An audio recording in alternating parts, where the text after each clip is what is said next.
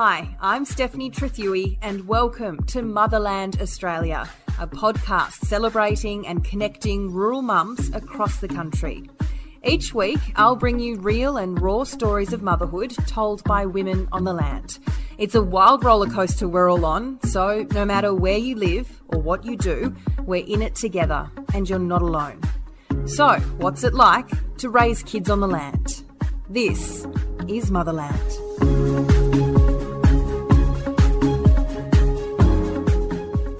Welcome back.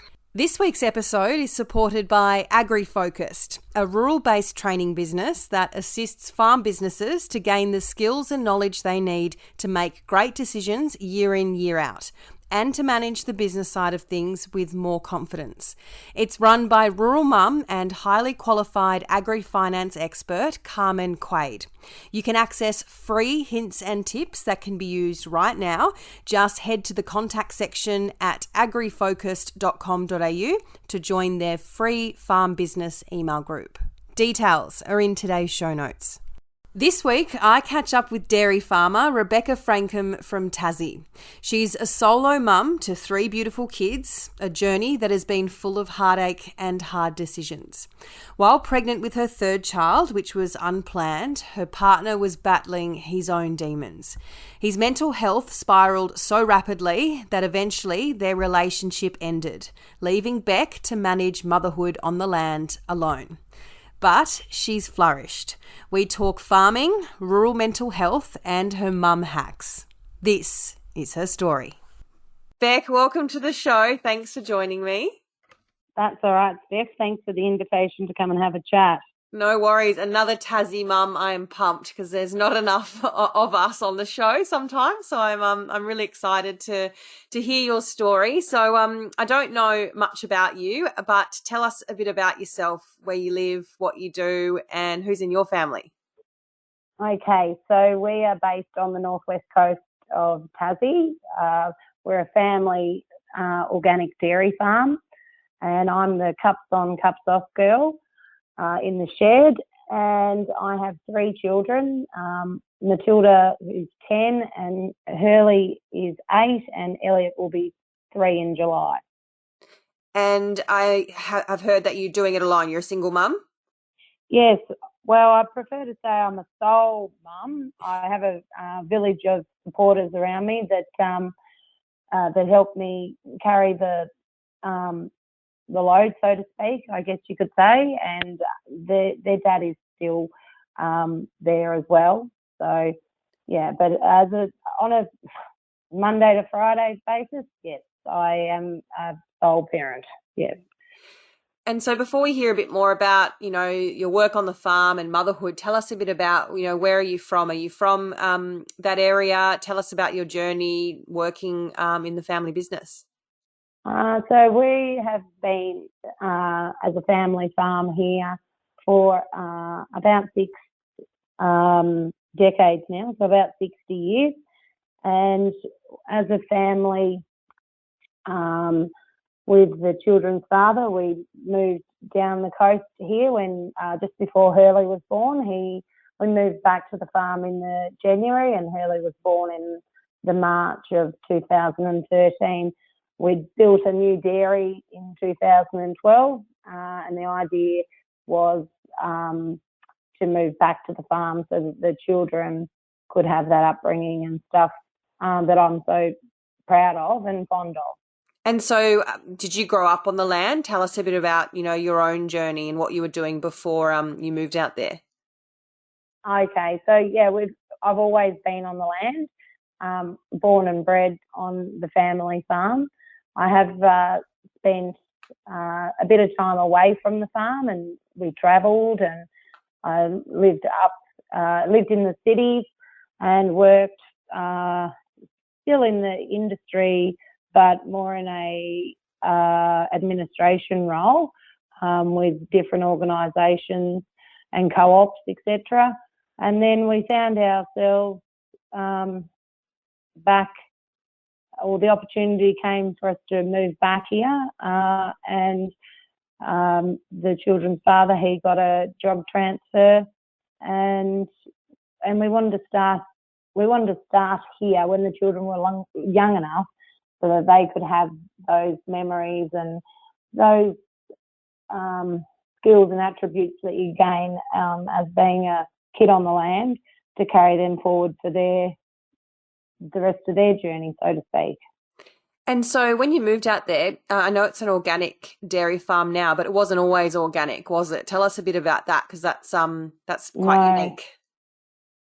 Yeah, so when the price crash came a couple of years back in the dairy industry, my brother and my dad were working on different alternatives to make the farm sustainable for the next generation coming through, and longevity, so that we didn't get caught up in the price crash and things like that. So Dad's always been a low input farm, and always looked at it a little bit different. We didn't ever really feed grain in the bale or anything like that, and we weren't high input on urea, etc. And he'd always done things a little bit alternatively with spreading fish and kelp from down the west coast on the paddocks, etc. So it was an easy transition. It wasn't a like smacked you in the face transition sort of thing. So that came into, we became fully certified in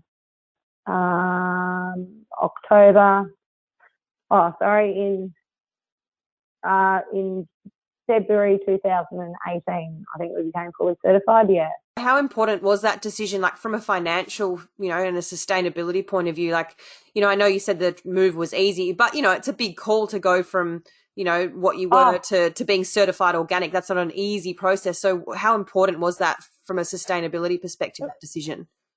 For a sustainability decision, it was extremely important, and longevity for the business as well.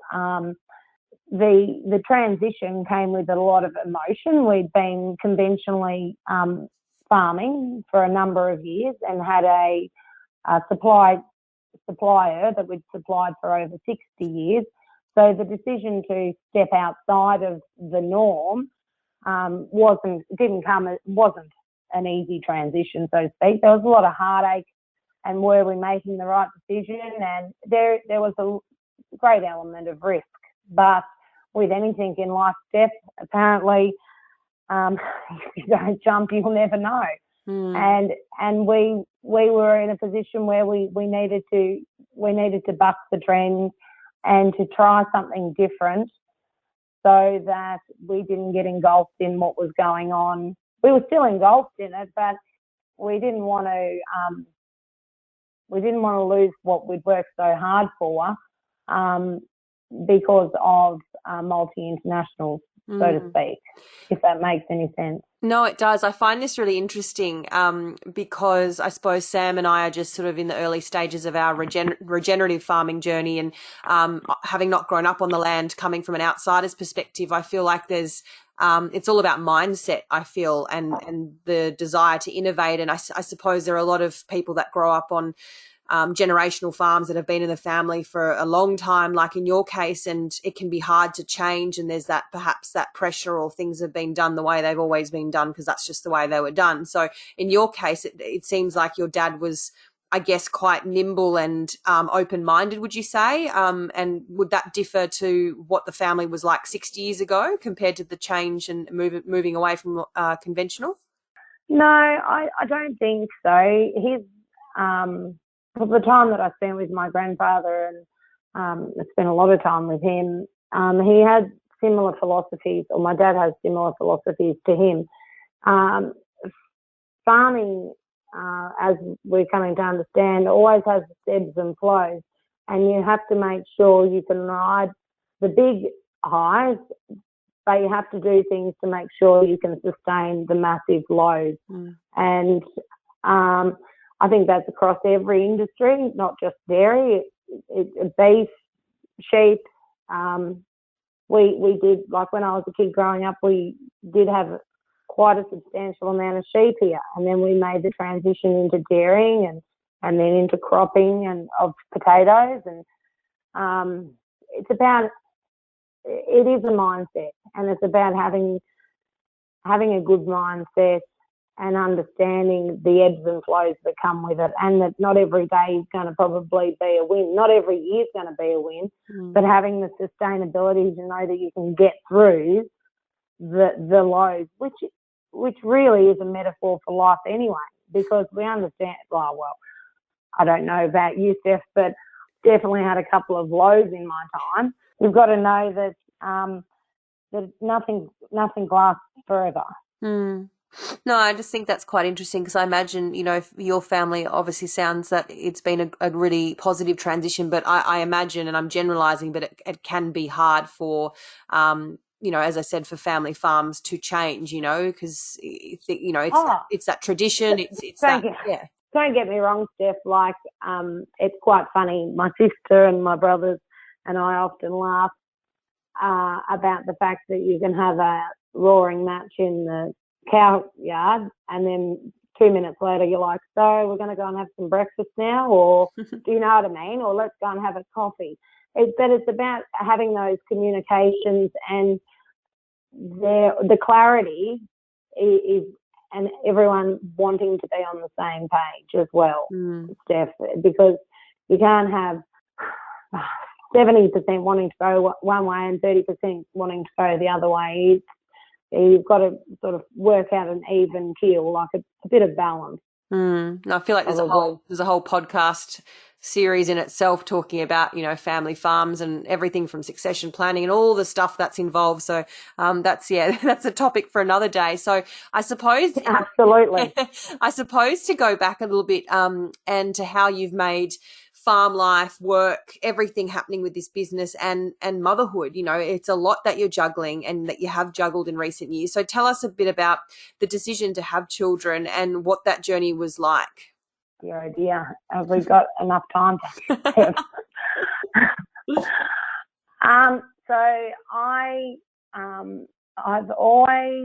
looked at motherhood a little like I wanted to have enough or thought I needed to have enough experience or life experience under my belt, so to speak, and had lived a little bit before I had children. And so I didn't have Matilda until I was 28, and I had always wanted to have 3 or 4 children, however many it may have been, but obviously sustainably that's not actually a thing. Once you have the first child, you realise that they do come with a bit of cost and education, etc., as we're learning down the track. So I have 3 children, Matilda and Hurley, and then they're quite close in age, and then I actually I made the decision that 2 was going to be enough for us. But then Elliot came along as a surprise package. The children's father had some mental health issues and stuff like that needed to be addressed, and we were sort of getting to a peak of his spiralling, if you could say.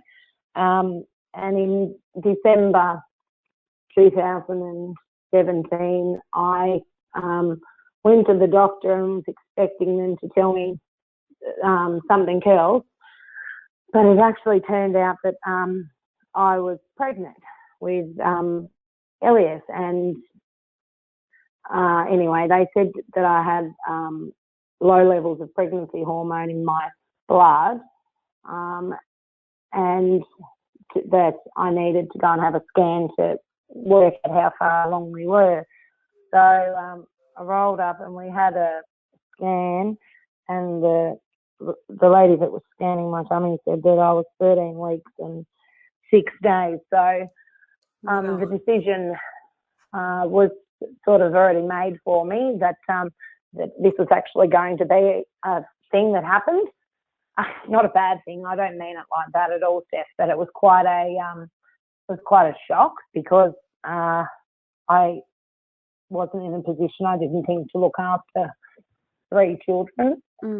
But when they did the scan, they found that I had a clot on my uterus. So that's the reason why I had such a low pregnancy hormone level, because I was bleeding quite profusely. So until 22 weeks, it would have been classed as a threatened miscarriage. So we didn't really elaborate to anyone what was going on, because I just assumed that I would miscarry, or my body would absorb the clot and we would go on to have a healthy baby. But we sort of sailed through Christmas and New Year.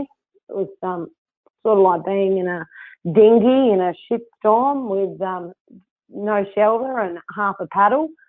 But we got to about 17 or 18 weeks pregnant, and I had made the decision to go and have a chat to my GP about the spiralling of the children's father, of his mental health, and had a chat about some things that were going on, and they told me to go and have a chat to the police, because it actually turned out that because of some of the things that was going on, there were elements of domestic violence in that. So, yeah, so that was it in a nutshell, really, Steph. So I had planned on having 3 or 4 children, and then circumstances, I'd settled on the 2 kids that I was extremely happy with, and that worked well for us. And then Elliot came along, and I realised that I needed to sort out some help. If I couldn't get help for him, I needed to get help for myself. Yeah, so we now have 3 children together. But yeah, Elliot was sort of, I suppose you could say, the little gift that keeps on giving today, but that helped me make the decision to do something, because I knew that I couldn't do 3 children in the current situation that we're in. That's it's quite a. I mean, I know you brush over it as if it's not a big deal, but it's an absolute huge deal to, I suppose, there's this idea that, you're supposed to be super grateful for kids, and, I just emotionally for you, if you had your mindset on 2 and a 3rd popped up, that can't be, that can't be underestimated. I imagine that would have been quite difficult for you, and then throw in the fact that, you had other stuff going on. So was that for you like a mental health, situation where you felt like you couldn't manage the 3, or if you don't mind sharing, like what were you struggling with most at that time? Oh, just the fact that with the children's father, with his mental health spiralling, it was like living with Jekyll and Hyde. And I'm quite passionate. Well, I don't even say I'm quite passionate. I'm quite concerned about our next generation coming through, and I didn't want to have children that needed to recover from their childhood. And I don't know how you find services and stuff like that in rural and regional communities, but I felt very alone. Like, I didn't feel that I had any other option, and I'm relatively smart and stuff like that, but I think I thought if he had got help, then it would have been a natural transition, that, we would have gone on to have a happy and healthy life. But with the stigma that's associated with mental health, and the fact that they don't want to be labelled as having an issue because men are staunch and all the rest of it, and then misdiagnosis, and that there was no room at the inn if he wanted to have a mental health break here in the local facility, but he didn't tick all the boxes, and then you come home and He said, see, I don't have a problem. Like, they don't reckon I need a break, but maybe I don't need a break. Maybe, do you know what I mean, Steph? It was quite a toxic situation, and I just didn't want to have to bring another little person in that I needed to look after. I knew the long road that is ahead of me. You don't just have a child and life returns to normal. I'd had 2 cesareans, so I knew that I already had to have a 3rd cesarean. The fact that I'd be laid up, so to speak, for 6 weeks, and then the engulfing pressure that you put on yourself anyway as a new mum, and wanting to be there and making sure the other children were okay and they were being ferried to school, and then making sure he was happy as well, and, you know, was that ticking all the boxes? Honestly, Steph, I just didn't think that I could do it. And I don't think I took it as an easy option. I think it was my cry for help where I needed to get help for both of us. You know, if that makes any sense. No, it does. That would have been a lot for you, to get your head around is having your partner struggling, and then you yourself going through, you know, pregnancy and motherhood again. But if they're struggling, Steph, as someone that you love, I know when I love, I don't like to see people struggle. You know, you don't want any undue pressures or traumas on them, because that's not what we want for people. We want them to be successful and happy and understand that not every day is going to be a good day, but there is light at the end of the tunnel. But when you're on that roller coaster, Steph, you can't see the end of the tunnel. It's more like a funnel, and you're at the bigger end, and the smaller end, there's just no light. But from that, you know, good things come. Do you know what I mean? I ended up going nearly full term with Elliot, and, you know, we did try some counselling and stuff as well. You know, and I did hope that with the welcoming of new life, I suppose, he would want to sort his own life out as well. And it just didn't happen like that. These things aren't just fixed in a, you know, paper box that's handed over at the pharmacy counter, Steph. You know, it takes a lot of talking and therapy and stuff like that. So, but everyone has to be willing to try.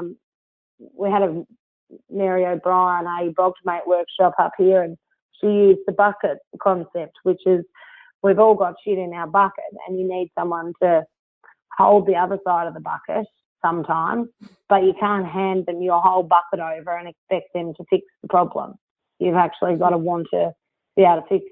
You've got to want the same thing as well, pretty much. That's a really great analogy, very simply put, but very, very true. And so I suppose for you, I imagine there obviously came a breaking point in the relationship, and you know, you're now obviously, you know, as you said, largely, or you're a single mum. So at what point did that happen? Yeah. And I suppose, you know, we all go into motherhood, if we're lucky enough to go into it and have a partner, whether it's a boyfriend, husband, whoever, I guess you always hope that, you know, it will work out and you will live happily ever after with your family unit. I don't think anyone goes into motherhood, you know, because there's 2 people, you know, we talk a lot about motherhood and it's all about us. It's all about the mums, and it is a lot of the time because we do most of the work, but it's a partnership, right? You go into parenting as a partnership. Yeah. So that would have been, you know, devastating for you. So how was that for you? Well, when we hit the crunch point and stuff like that, I was 17 or 18 weeks pregnant with Elliot, and he moved out, and he moved in with a friend and stuff like that, on the provision, you know, that he would get help and stuff like that, like I said. And then I didn't actually tell anyone that I don't share a lot on social media about my personal life, like my personal life, you know what I mean, how I feel and my relationship status. And it wasn't until I got a scholarship and the local paper had put in there that I was a single mum, and I actually really don't like that title at all. it doesn't take away from the person that I am, but in my situation, I should call myself a village mum, because I have lots of people, a beautiful support network that has grown over time, that help me with the children and help and make sure we're all going okay and stuff like that. And so how has it been on the farm? Obviously COVID last year, I imagine that was pretty tricky. I imagine you were homeschooling for a while there, but how has that been, juggling farm life? Dairy farmers are, some of the hardest working people out there. So how have you juggled it all with the three? Matilda, she and Hurley, and Elliot, to some degree, we were not a lot changed for us, Steph, except the fact that they didn't actually go to school. I wouldn't say I'd like to do it again anytime soon, but it was actually really good. There was a lot of experiences that came from it, life experiences, definitely. We learned a lot about each other, but we also, I actually realised just how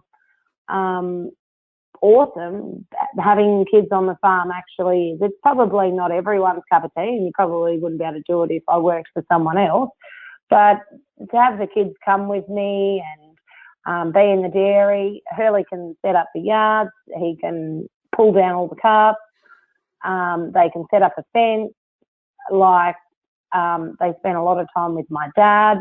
Those just life experiences that don't actually come from four walls, Steph. I just don't think you can put we won't know for years to come what COVID's done, obviously, with the lockdown and stuff like that, and anything that's come personally for the children and stuff. But I think for us, because we do live out of town and we do talk to people on the phone, we don't have lots of people that drop in. Life for the children didn't actually change that significantly. They still went and seen their dad. Like, we made that decision early on in the piece, the children still needed to go and see their dad and have their weekends and stuff with them, because you couldn't see the virus, so you didn't actually know where it could be, sort of thing. So everything was practiced safely, and I didn't want to have to keep the children away from their father either in that situation, because they wouldn't have understood why, sort of thing. So I suppose in Tassie we're a little bit luckier geographically, because we're a small state. It's not like your ex is many hours away from the kids, because I imagine for some families, in Queensland, and if they break up and the father or the mum moves 3, 4, 5+ hours away, that can be really tricky. But for you moving forward, how important is it for you to kind of maintain?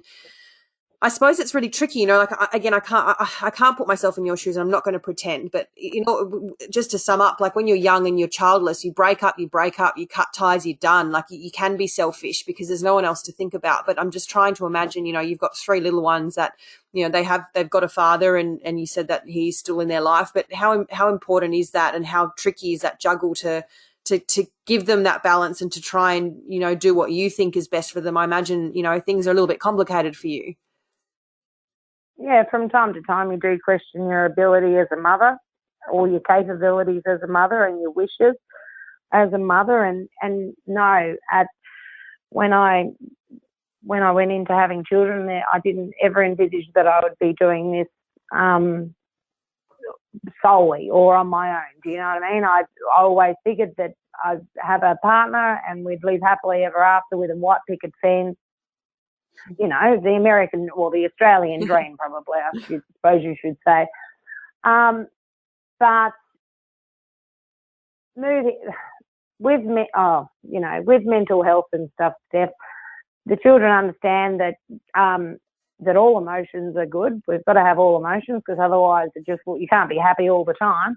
But you can't be sad all the time either, so it's a balance. And the kids understand that if Dad's having a bad head day or something, then that's okay too. That just means that we'll see Dad tomorrow, or Dad got busy at work, so we'll see him next weekend. Like, no one's ever the bad guy, because we don't want kids that have to recover from their childhood. Definitely not, Steph. And but we need to make it okay for young kids coming through that that all emotions are okay, and it's actually okay to have a bad day, but you move on from that bad day. Or if you can't move on from that bad day or that bad headspace or whatever the kids say that is going on, so you talk to someone, so you share the load. And it goes back to what Mary said about sharing your bucket. Do you know what I mean? We all have shit in our bucket, Steph. It's just sometimes it overflows and sometimes it's at a really low level. It's just the depth that varies. And that saying's been around for lots and lots of years, that it's just but anyway. Yeah. No, I think it's really important, like you mentioned, the Are You Bogged, Mate? For anyone listening that don't know what that is, that's a recent mental health campaign, trying to get or break the stigma of mental health, in the bush, particularly amongst males, which I feel like there's still a bit of work to do, but it is important. It's funny, like, I'm trying to say that mental health's not taboo, but then I still get a little bit, I guess, hesitant asking people about it, because it is quite a personal thing. But at the same time, we need to normalize it. And I think you raise a really good point, is it's also about educating our kids. Like, we talk, about mental health and postnatal depression and mums that are struggling, and in your case, the father, but it's also about, educating the kids on the land that might not have a lot of exposure to mental health services or whatever, but just trying to, I guess, make it a normal thing to talk about, which I think obviously you're doing an amazing job at. Like you said, making sure your kids understand emotions and stuff, but I hadn't really thought about it like that. It's important to kind of, break that stigma too, so our kids don't sort of carry that on. Well, Steph, it goes back to grade 10 science pretty much, is that you can't have a negative and a positive operating together, because you'll always get a negative, or you'll get a fire, or you'll get something. It won't definitely be a positive. And I just think that that's life. And you're a new mum, Steph. You've got 2 under 2, don't you? Yeah. Yeah. And I can guarantee that your life is not rainbow sunshine and glitter every day. When you hop into bed at night, that the day is done. And if it's not done, you'll wake up and you'll readdress it tomorrow. But it's about, like, saying to someone, if you can say it to Sam, or if you can say it to your... I have had that many conversations that is similar to this one we're having now, that sounds a little bit like verbal diarrhea, but you come away from it and you're like, oh, God, that's so good. Like, get it off your chest, and it may not make any sense at all, but you do feel better for unloading. It's just a massive debrief, really. And I have had countless phone calls with people, or text messages, or just wanting to reach out to someone and just have them listen to me, just to get it off my chest. And you don't even have to agree with me, but as long as I'm not carrying it anymore, I feel that I've unloaded, sort of thing. Like, and that's what I want the kids to understand as well, that, you can have a bad day. Like, the kids haven't always had good days. My brother, he passed away 2 years ago, coming up 2 years, and we're obviously we live on the family farm, and that wasn't supposed to happen. Do you know what I mean? He did get crook and had respiratory problems and stuff like that, and my dad's dad, he passed away only about 8 weeks before my brother did. So in a matter of months, the children lost 2 significant people in their lives. But we talk about it, and we understand, like, the sad, but then you go back to the happy times. Do you know what I mean? It's just trying to navigate. And I don't think there's actually a rule book for parenting or motherhood. And if there is, you should just burn it, because it actually makes no sense at all. Because every experience is going to be completely different to the next. Yeah. And you just got to do the best you can. Well, I think your best is bloody incredible. I think your best is amazing. I think you're I think you're doing an amazing job, and it must be pretty special to have the kids, working out on the farm with you, and just to be able to go to work and take your kids. Like, that's pretty unique. As a mum, to be able to do that, I think that's really cool. It is very cool. I'm very lucky. Like, when I'm milking, like, they go with dad, like my dad, or they potter around the dairy and, jump on hay bales, or, tell me stories that they need to walk over to my brother and his wife's house to see what their kids are doing. And then we just have a massive tribe of kids, like, walking around the paddocks and stuff like that. And it teaches them resilience and boundaries as well, Steph. Like, the stuff that you just don't get, I don't think you can learn in other places, like if we lived in town, sort of thing. Yeah, because I agree. There's that element of and the kids are learning about risks, like, at a young age. But they're safe risks, because obviously there's an adult around and stuff like that. But just different skills that you just hands-on stuff that you can't actually teach in a classroom. No, I couldn't agree more. No. Very, very lucky. And I suppose, what is next on the farm? How's the business going? And what's as corny as it sounds, what are the hopes and dreams? What's next for you, both on the land, with the business and as mum? On the land, it would be lovely. Or at home here, it would be really good to see organic milk continue in the state, which is a big thing for us. And as a mum, it's just to continue watching the growth of my children and how they settle into the different things that they like. Hurley and Elliot are both avid farmers, and Matilda, she's more artistic and likes to read and is good at, like, running and swimming and stuff like that. So where that takes her and her dreams and aspirations as well. And then as a family, it's just to keep doing what we're doing and doing it to the best of our abilities, as best we can, I guess. And I don't know, Steph. I don't know what the next 5 to 10 years holds for us, but I think it's got good things in line. We just got to keep setting the benchmark that bit higher. Once we achieve one thing, we move on to the next. Oh, I think you're doing an amazing job, and your kids are going to be so proud of you one day with what you've achieved with the business and farm life and the juggle. And yeah, it's so funny, like, for you, just taking the kids out for milking or doing this and that, it's just your normal life. But for some of us listening, it's like, God, like, how, especially when they were, really young, like, how do you actually do that? Like, it's a big juggle. Not having grown up on the land, I just have so much admiration for rural women, no matter what they do, juggling the kids. But in particular, like, the hands-on work, I think, is really amazing. So I think you're doing an incredible job, and I can't wait to see what happens next. I'm actually keen to find out more about your farm and the organic milk thing. I think that's really cool how you guys have innovated and pushing boundaries and doing something different. That's awesome. So bucking the trend, Steph. I can say that if it's any help, a car seat fits in a RTV extremely well, and you just alternate the clips so that it's in there sturdy.